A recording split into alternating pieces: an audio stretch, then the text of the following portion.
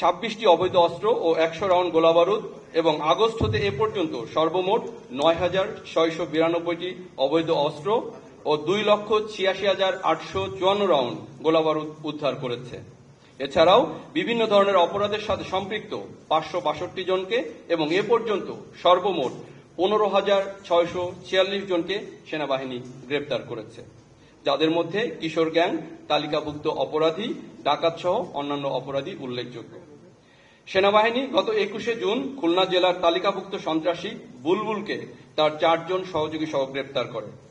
উক্ত অভিযানে একটি অত্যাধুনিক বিদেশি পিস্তল, একটি দেশীয় পিস্তল, একটি শর্টগান এবং 2 রাউন্ড অ্যামিউনিশন উদ্ধার করা হয়। উল্লেখ্য যে সন্ত্রাসী বুলবুল গ্রুপ নামে একটি সন্ত্রাসী গ্রুপের নেতা।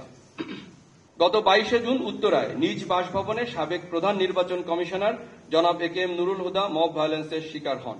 এ প্রেক্ষিতে 22শে জুন তারিখে ঘটনার পর সেনাবাহিনী মব ভায়োলেন্সের ঘটনার সাথে সম্পৃক্ত ব্যক্তিদেরকে গ্রেপ্তারের চেষ্টা শুরু করে। তারই ধারাবাহিকতায় র্যাব ও অন্যান্য গোয়েন্দা সংস্থার সহায়তায় সেনাবাহিনী গত 23শে জুন তারিখে উত্তরা থেকে উক্ত ঘটনার সাথে জড়িত মোহাম্মদ হানিফকে গ্রেপ্তার করে পুলিশের নিকট হস্তান্তর করে। কিন্তু 25শে জুন তারিখে উক্ত ঘটনার মূল হোতা মোজাম্মেল হক ঢালি আদালত হতে অগ্রিম জামিন লাভ করে। গত 26শে জুন কুমিল্লার মুরাদনগরের একটি গ্রামে সংঘটিত নারী নির্যাতন ও বর্বরতার ভিডিও ছড়িয়ে পড়ার পর বাংলাদেশ সেনাবাহিনী অবিলম্বে স্থানীয় প্রশাসন ও পুলিশের সঙ্গে পরিস্থিতি নিয়ন্ত্রণে কাজ করেছে। মূল আসামি ফজর আলী সহ আরও 4 জন ভিডিও ধারণকারীদের গ্রেপ্তার করা হয়েছে। সেনাবাহিনী ভুক্তভোগী পরিবারের সুরক্ষা ও সামাজিক মর্যাদা রক্ষায় পূর্ণ সহযোগিতা করছে।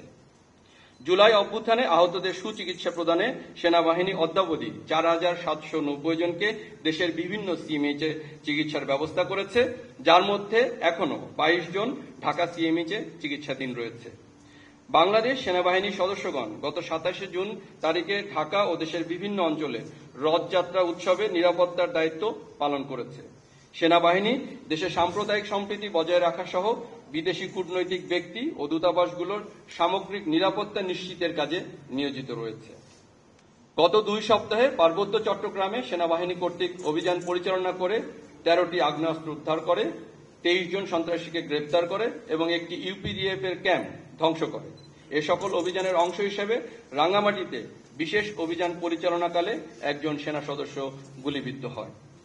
সেনাবাহিনীর অভিযানের ফলশ্রুতিতে বর্তমানে পরিস্থিতি উন্নতি হওয়ায় কেএনএফ এর ভয়ে বসতবাড়ি হতে পালিয়ে যাওয়া বান্দরবনের 138 জন বম উপজাতি পুনরায় তাদের বসত ভিটায় ফেরত এসেছে এবং সেনাবাহিনী তাদের সর্বাত্মক সহায়তা করছে। আপনারা জেনে খুশি হবেন যে আজকেও পার্বত্য চট্টগ্রামে কেএনএর বিরুদ্ধে চলমান অভিযানের অংশ হিসেবে গত রাত হতে পরিচালিত অপারেশনে আজ ভোরে কেএনএর সঙ্গে সেনাবাহিনীর ব্যাপক গোলাগুলির ঘটনা ঘটেছে। এতে কেএনএর 2 জন সন্ত্রাসী গুলিবিদ্ধ হয়ে নিহত হয়েছে এবং 3টি অত্যাধুনিক এসএমজি, একটি চাইনিজ রাইফেল, 364 রাউন্ড অ্যামিউনিশন সহ বেশ কিছু সামরিক সরঞ্জামাদি ও নথিপত্র উদ্ধার করা হয়েছে। অভিযানটি এখনো চলমান রয়েছে।